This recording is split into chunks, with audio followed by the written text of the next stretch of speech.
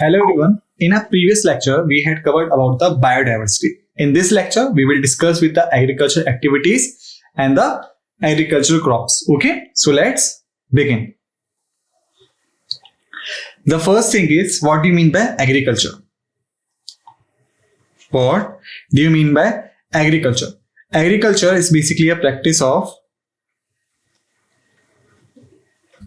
growing things, or basically you can call it crops. Growing crops with help of nature. It is called agriculture. Okay? Practice of growing crops with help of nature. Okay? So there are basically some essential conditions for a good agriculture, like number A, soil. Number 2, irrigation. Number 3,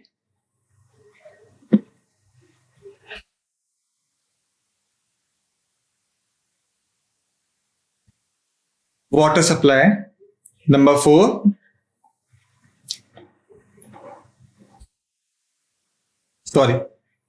Number 3 was climatic conditions.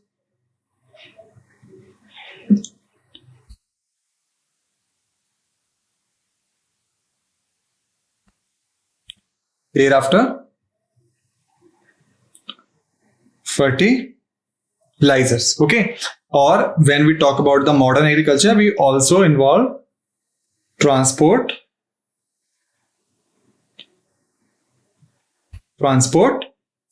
and the storage, and also number G, market. Okay, so soil, irrigation, climatic conditions, fertilizers, transport and storage, thereafter market. Okay, so let's discuss these factors one by one first. So our first section is soil.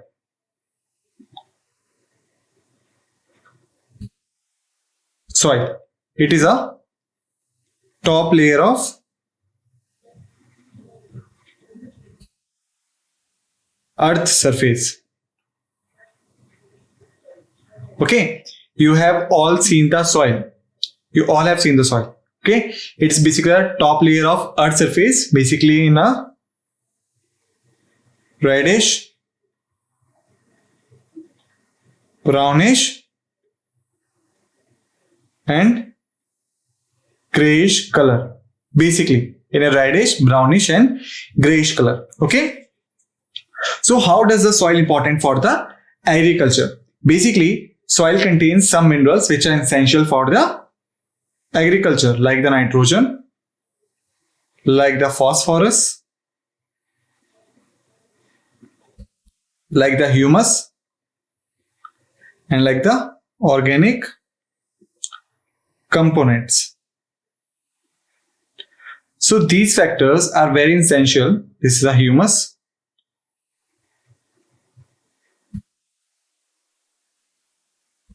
These factors are very essential for the agriculture. Okay, if the soil lacking in these factors, then the crops which are growing on that soil will not be good or will not be healthy for human consumption. Because if you are not getting these things naturally, then you have to add them artificially, which sometimes not good for the human health. So that's how soil is an important factor. The second factor was irrigation.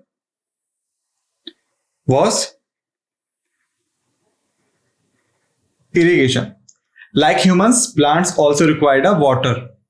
Plants also require a water supply for their various activities, and crops which are growing are part of plants. So they also require water for their growing activities. Okay, so there should be a proper form of irrigation. Irrigation means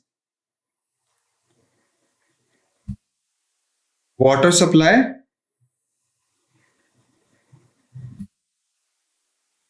to farm fields.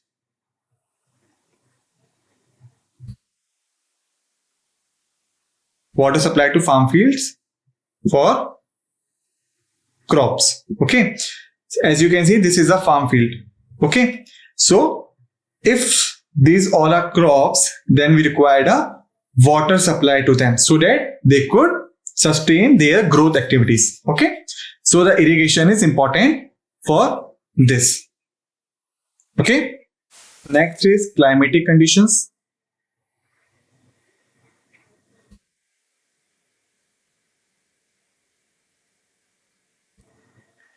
Climatic conditions, how does they affect? Because the crops which are growing, like the wheat, like the rice, like the maize, these crops are growing in India. Okay, and these all crops require different climatic conditions. Like wheat, it starts from the cold times, little bit cold times, and during spring it got harvest. Rice during rainy seasons. During rainy seasons or rainy climatic areas, because rice required a huge amount of water, whereas maize grow during dry seasons because it sustains its growth during dry seasons as well. Okay, so different crops require different climatic conditions, so that's why the climatic conditions are essential for the agriculture point of view. Got it? Now come to the next point, which is the fertilizer. Next point is the fertilizer.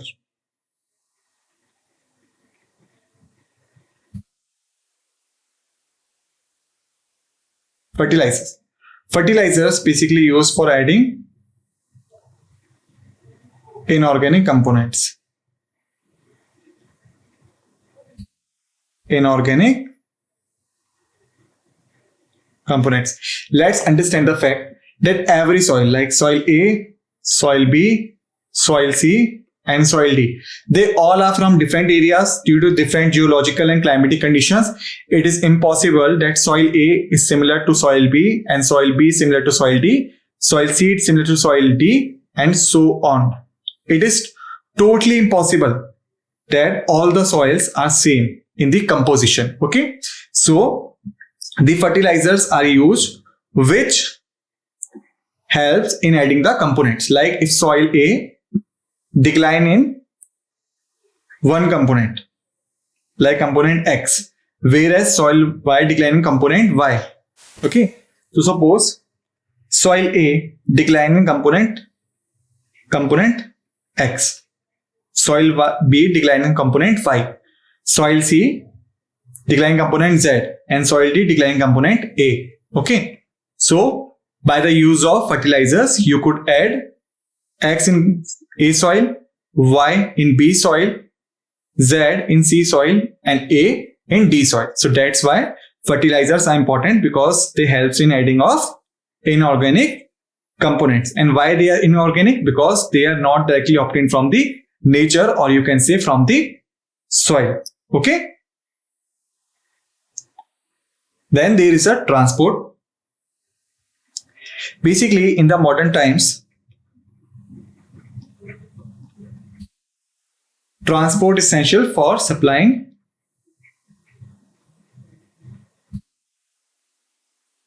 crops from farm to market areas. Okay, so if you are growing something on your land, okay, so there are basically two reasons: either for self-consumption or for sale or to earn money. Okay, if you are doing it for self-consumption, then it's it. But if you are doing for the sale, then you require a good network of transport so that you could supply your crops from far to the market. So that's why transport is also essential. Got it? Second is storage. Second is storage. Remember one thing, crops are tentative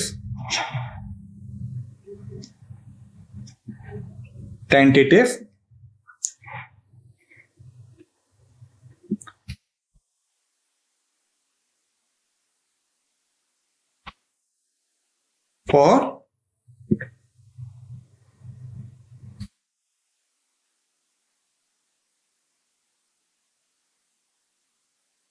deterioration. It means that after some time the crops will get deteriorate. Means after some time the crops will be deteriorate and they will not be okay to eat. Okay, so that's why you require a good storage facilities also. Okay, so this is about the storage. Basically, mostly storage requires cool temperature. Cool temperature. Reason is, in cool temperature, rate of deterioration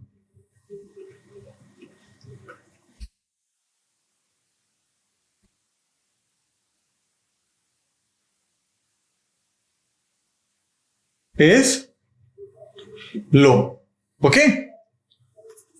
Now come to the next factor, which is the market. After using all the factors like the soil, like the irrigation, like the fertilizer, like the transport, like the storage, okay, and also the climatic conditions in your favor. But the last question is the market, where you will sell all these things. Okay, so market is the place where all the crops are being sold. It is a place where all the crops are being sold. Got it? So it is a market. Okay, so here we have covered the essential topics for the crops. Okay, crucial sector for country's economy, employing a significant portion of the population and contributing to the food security. We will discuss it in our upcoming lecture. Okay, what is the importance of agriculture in India? It contributes about 17 to 80% of the gross domestic product. It means that total production in India, 17 to 18% is done by agriculture.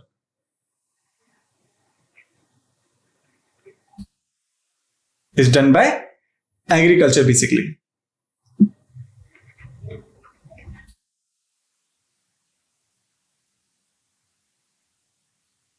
Okay, and it employs more than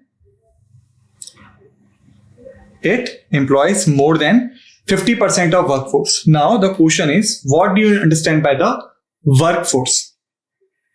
Basically, in your population, suppose if there are 100 people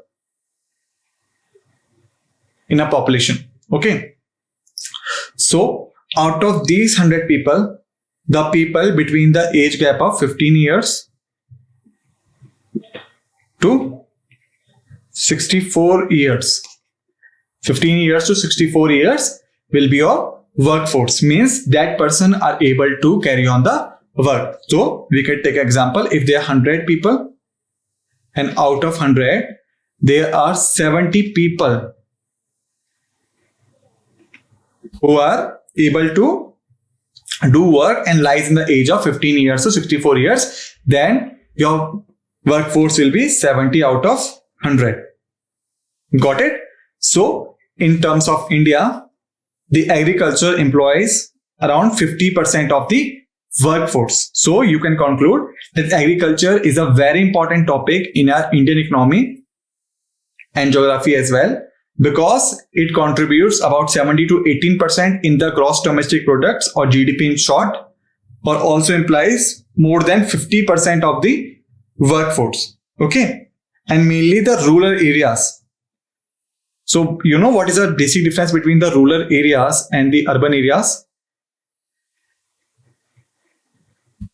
In rural areas, mainly agriculture,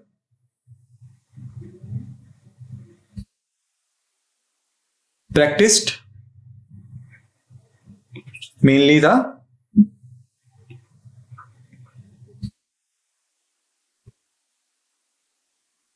agriculture, fishing, hunting is being practiced, whereas in urban areas there are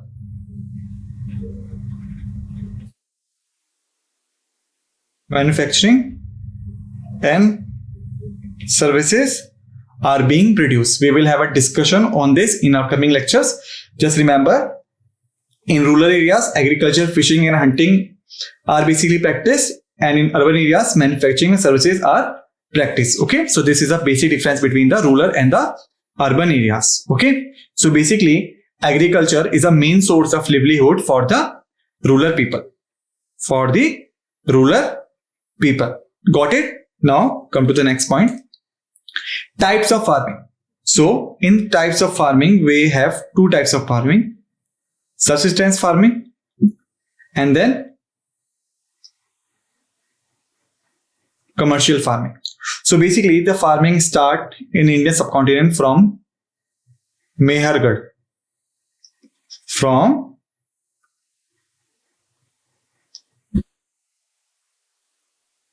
Mehergarh, which lies at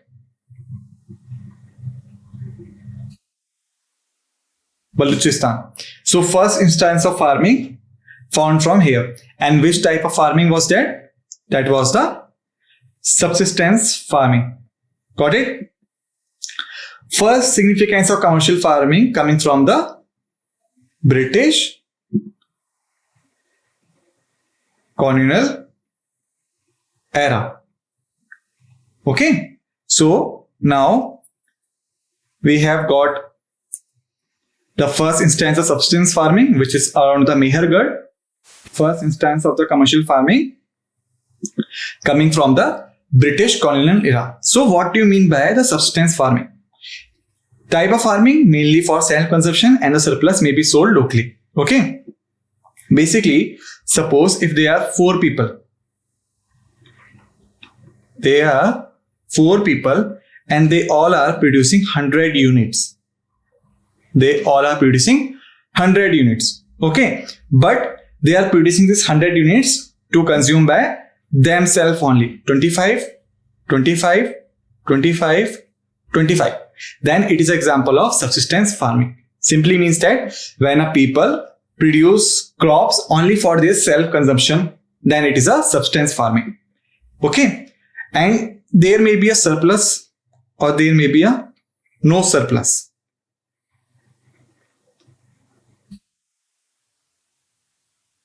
Surplus or there may be a no surplus, because you are doing it for self-consumption. So there is a chances that whether the crops would be in surplus or would be not in surplus. If they would be not in surplus, then the crops will be divided equally. And if they are in surplus, then the surplus will be sold locally to the people. Got it? Now come to the commercial farming. Commercial farming basically different from the subsistence farming, where the only motive behind the cultivation of the crops is sale. It's sale. Here you only focusing on profit and income. Then it is a commercial farming. Suppose in the previous example, we have 100 units produced by 4 persons and divided equally. But in that case, there is a one person who producing the 100 units. Okay. So in that case, let's suppose if he consume only 25 units, still there are 75 units in excess. So he will sell this unit to the market. Okay. And this type of agriculture or this type of farming comes under the term of commercial farming, where you only want to sell the production. Got it? It requires a large scale production and mainly by the heavy machines. Heavy machines because you require a huge amount to be produced. You require a huge amount to be produced so that you can earn more and more profit. Okay, so this is about the commercial farming, and the first instance of commercial farming coming from the British era. Because they were not focusing on the self-consumption, but they wanted to monetize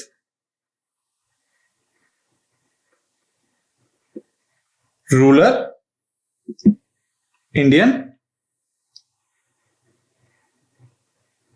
economy. Got it? Now come to the next point.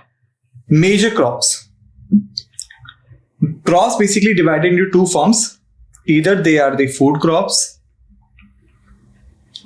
or they are the cash crops. What is the difference between the food crops or the cash crops? They both are sold in the market, or you can say are sold in the market. Are sold in the market. Okay, but the difference is the food crops has low profit because it produces in huge number, whereas the cash crops having high profit because they are producing limited number. Okay, so there are two types of crops, food crops and cash crops. And when we talk about the Indian agriculture system, then remember one thing. In India, many farmers only produce food crops. Food crops, like the areas of agriculture, the main areas of agriculture like the northern plains,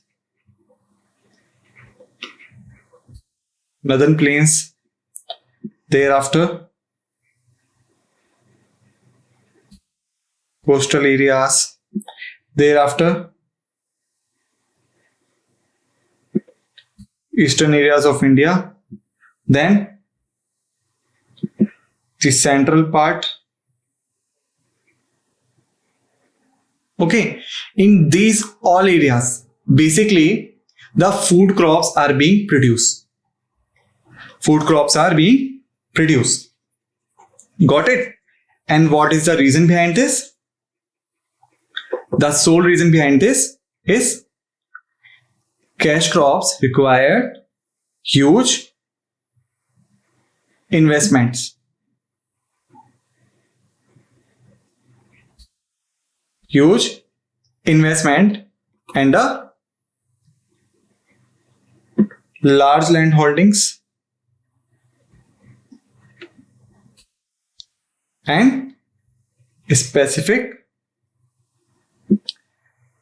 climatic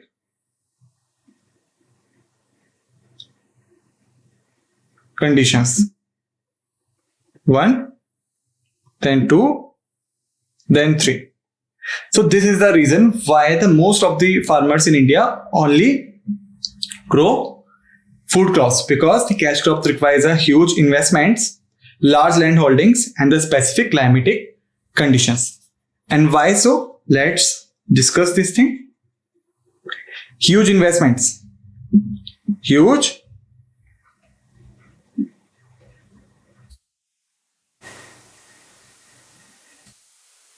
because you require heavy machinery, expert workers,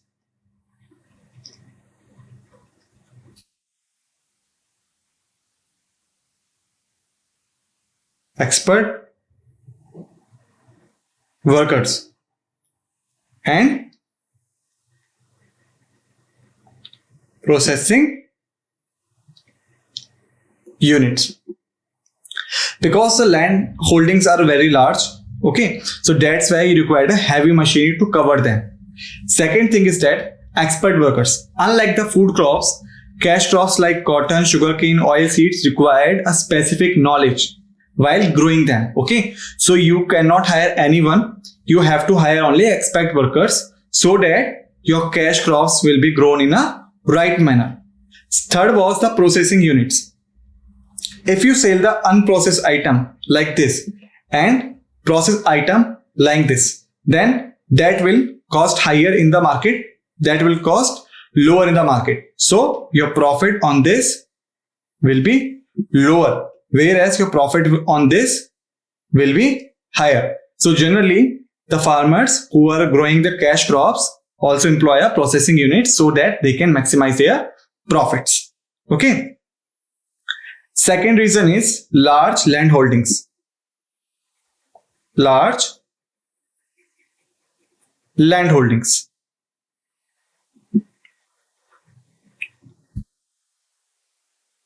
Basically, the cash crops are going on large land holdings, also known as plantations. You can see a huge number of plants for the cultivation of cotton, sugarcane, oil seeds, tea, coffee and spices. This practice was first brought by the Britishers, who deploy rubber, coffee, tea and indigo plants. Okay, so Britishers who brought the cash crop culture in India basically had the interest in rubber cultivation, in coffee cultivation, rubber cultivation, coffee cultivation, tea cultivation and the indigo cultivation. Got it? Okay. And also remember one thing.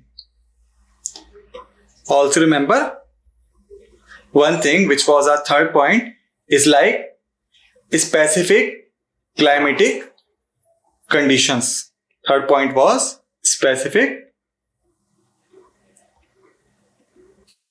climatic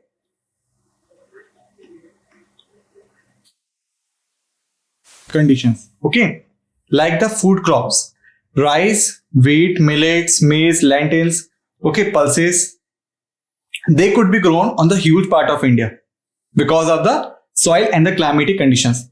But the crops like the tea, coffee and spices could only be grown, tea mainly in the northeastern region, coffee mainly in the southern region and spices also mainly in the southern regions, or basically you can say Kerala region. Okay, so cash crops require a specific climatic conditions, and if you want to grow them, then you can say you must have land holdings in these areas so that you can grow these crops. Because of this, only the rich persons or the rich farmer could afford the production cost of the cash crops. Okay, so here we have finished the cash crops, food crops in the topic of types of crops. Also, we have finished the farming, like the subsistence farming and the commercial farming. And also we have looked upon the various factors affecting the Indian agriculture. In our upcoming lecture, on the next lecture, we will proceed with some other topics of the agriculture practices in India. Okay, till then, thank you.